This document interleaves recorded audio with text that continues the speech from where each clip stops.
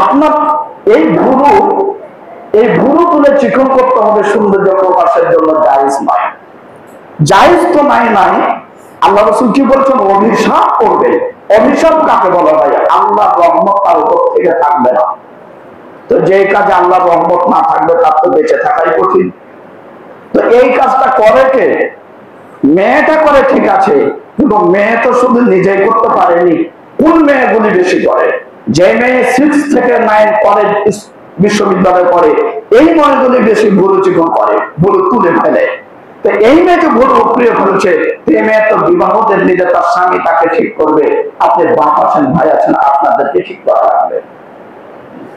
আর যদি বাপ ঠিক থাকে, ভাই ঠিক থাকে, তো ওই বাড়িতে আপনার টেনে পড়া মেয়ে 3 বার আপনার পাশে বসে খাবে, তার ভুরু উপড়িয়ে তুলেছে। আপনি যদি একটু বলেন, বেটি তোমার কিছু রাখবো না, তারপরে যেন না হয়, তো দেখবেন এই ভুরু তোলার তার ক্ষমতা হবে না। মেয়ে মানুষের মেয়ে দুর্বল। আপনি যেভাবে চালাবেন সেভাবে চলবে। আপনি দুর্বল হয়ে যাবেন, সে অন্যরকম চলবে। সম্মানিত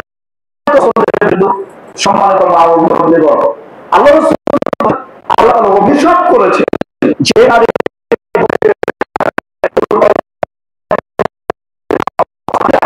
ভুলকে উপড়িয়ে ফেলে, এটা চিরতরে হারাম। এনাদের প্রতি অভিশাপ করে থাকবে, এনারে আল্লাহ রহমত থেকে বঞ্চিত হবে।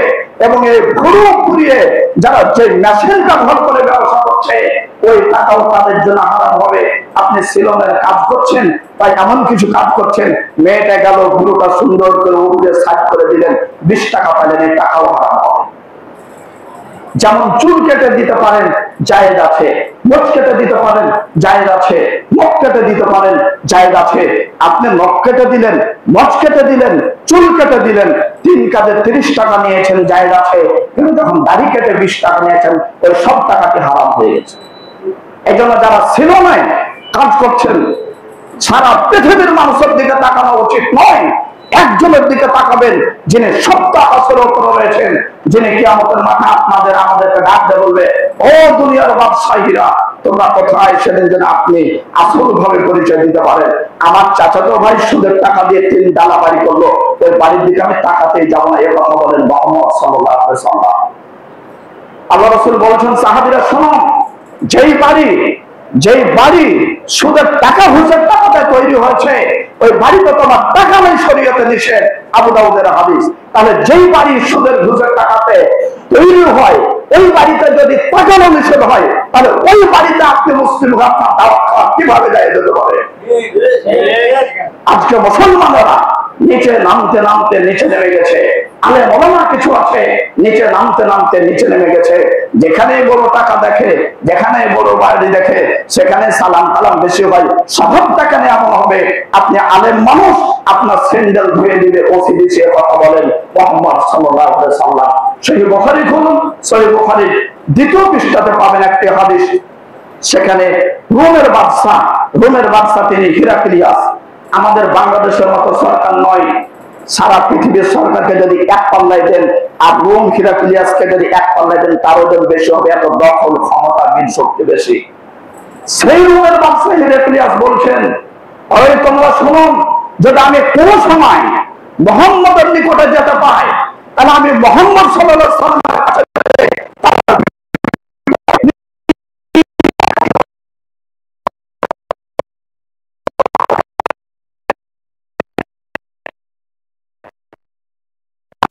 কেন মোহাম্মদের চেয়েছেন যে মোহাম্মদের নাজিল কখন যেটা নাজিল হয়েছে, সত্তা আসর ওপর থেকে সেটা করা। তাহলে কোরআন তার কাছে বহি আসার কারণে তার পা ধুয়ে দিতে চাই হিরাক্লিয়াসের বাদশা। আর ওই কোরআন মুখস্থ করে ওই বিদ্যাতে আলেম হয়ে আপনি মানুষের বাড়ি ঢং ঢং করে দাওয়াত খেয়ে কেনে বলেন। আপনাকে পাওয়া মানে তালুর উপর নিয়ে থাকতে হবে, আপনাকে পাওয়া মানে পা ধুয়ে আপনাকে রাখতে হবে। আপনি আলেম মানে পৃথিবীর চলবে আপনার আকাশ চলবে সম্মান দিয়েছেন মুহাম্মদ সাল্লাল্লাহু আলাইহি ওয়াসাল্লাম। আপনার স্বভাবের দোষে আপনি নিচে পড়ে আছেন। এই জন্য যে এখানে মসজিদ যারা তৈরি করেছেন, আল্লাহর কাছে দোয়া করি আল্লাহ যেন আপনাদেরকে সত্যিকার মুসলমান হিসাবে কবুল করেন, বলি আমিন। এই জায়গাতে আমার প্রথম আগমন। আজকে আসার পরে 2 ভাইয়ের সাথে কথা বললাম, আমার বিবি কেন বলছে খুব অল্প সময়ের মধ্যে এই মসজিদ একটা বড় মসজিদে পরিণত হবে, আরো অনেক কিছু হবে, ইনশাআল্লাহ হবে। যতটুকু আমি ডান বাম শুনলাম, সবকিছু শুনলাম, যেখানে কোনো কিছু করে আল্লাহ সেখানে ছোট থেকে আগাই। এক সময় জমজম ছিল না বটে, ওখানে মানুষ ছিল না বটে, কিন্তু একটা কারণ উল্লেখ করে সেখানে জমজম আজ পর্যন্ত আছে। মনে হচ্ছে গাছগাছালি, মনে হচ্ছে রাস্তাঘাট নেই। আপনাদের তাকওয়া, আপনাদের ইখলাস যদি সঠিক থাকে, তাহলে আমি যখন নওগাঁ থেকে আসতে পেরেছি, দেখবেন দিন শেষে সময়ের ব্যবধানে যোগ্য যোগ্য ইসলামী স্কলার যারা রয়েছে, তারা এই জায়গাতে এসে কথা বলবে। এই এলাকা, এই আশেপাশে যারা করেছেন সবার জন্য জান্নাতের পথ সুগম করে ইনশাআল্লাহ। আমি সব আপনাদের সকলের জন্য দোয়া করি, আল্লাহ যেন আমাদের সকলকে কবুল করেন, মসজিদকে কবুল করেন, মসজিদের যত টাকা পয়সা প্রয়োজন আল্লাহ সেটা যেন কবুল করেন। অনেক কাজ বাকি আছে, সেগুলো যেন আল্লাহ গাইবী ভাবে সম্পাদন করে দেন, সকলে করে আল্লাহুম্মা আমিন।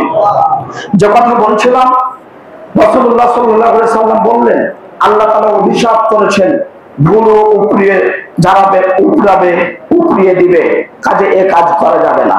তারপরে রাসূল বলছেন যে মুতাফাল্লিজা, যারা নাককে চিকন করে, যে নারীরা সৌন্দর্য প্রকাশের জন্য নাককে কাটে, মেশিন আছে, সিলনে মেশিন আছে, যে বসলে মেয়েটা বসলে দাঁতগুলো সুন্দর করে কেটে কেটে ছোট ছোট করে দিল, দাঁতে মহিষা লেগেছে,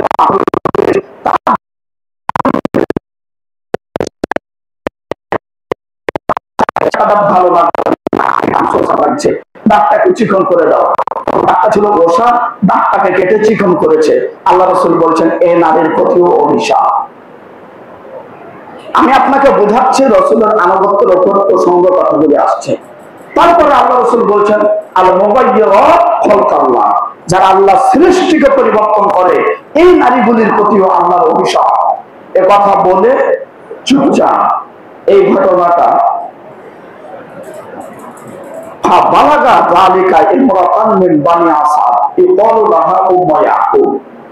এই কথাগুলি যে বলেছেন যে ভুরু উপড়ানো যাবে না, দাঁত ফাঁক করা যাবে না, দাঁত কাটা যাবে না, এই কথাগুলি যে বলেছেন, এই কথাগুলি বানি আসাদ গোত্রের একজন মহিলার কাছে পৌঁছলো।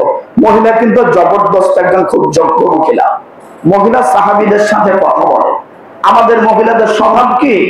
আর একটা ভালো আলেম, যোগ্য আলেম, তার সাথে আপনার যদি প্রয়োজন থাকে বলবেন এটা কি হবে ওটা কি হবে, দেওর ভাসুরের সাথে কথা বলা যায়, আর আপনার শিক্ষার জন্য ওখানে যাওয়া জায়েজ নাই, সব উল্টে সমাজ চলছে। এই মহিলা সাহাবীদের সাথে কথা বলতেন।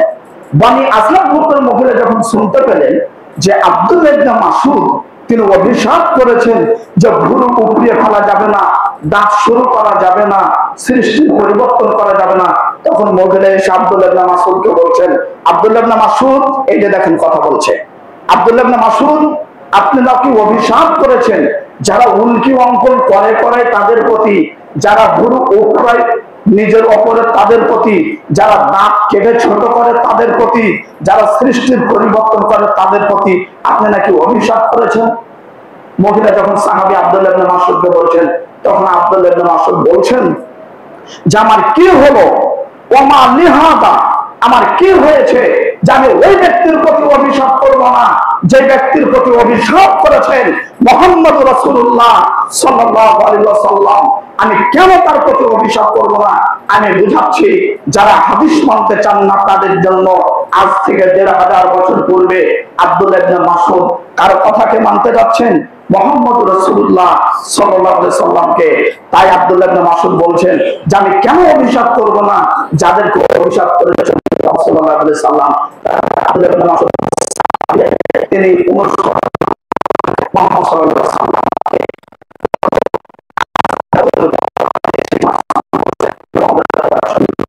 হাদিস মানব না, তাহলে তারা মুসলিমের খাতাতেও থাকবে না।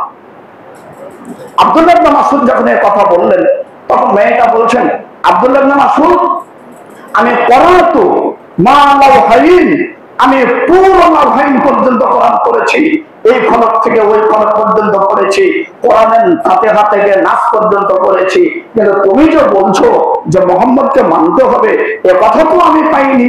মুহাম্মদের আলোচনা শুনতে হবে, মানতে হবে, এ কথা তো আমি পাইনি। তুমি কিভাবে বলছো? তখন আব্দুল্লাহ ইবনে মাসউদ বলছেন, লাউ করাতি, যদি তুমি চিন্তা চেতনা করে পড়তে, যদি গবেষণা করে পড়তে, তো লাওয়াজাতিহি, তাহলে অবশ্যই অবশ্যই তুমি পেয়ে যেতে।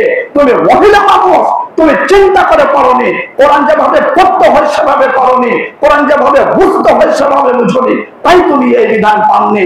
তুমি কি জানো না আল্লাহ কোরআনে বলেছেন, ওমা আতাকুমুর রাসূলু ফাখুযু ওমা নাহাকুম আনহু ফান্তাহু। আমি আব্দুল্লাহ ইবনে মাসউদ এই আয়াত থেকে এটাই বুঝেছি যে আল্লাহ রাসূল যা বলেছেন তা মানতে হবে, যা নিষেধ করেছেন তা বর্জন করতে হবে। এই আয়াত থেকে আব্দুল্লাহ ইবনে মাসউদ বলেন যে মুহাম্মদকে কিয়ামত পর্যন্ত মানতে হবে।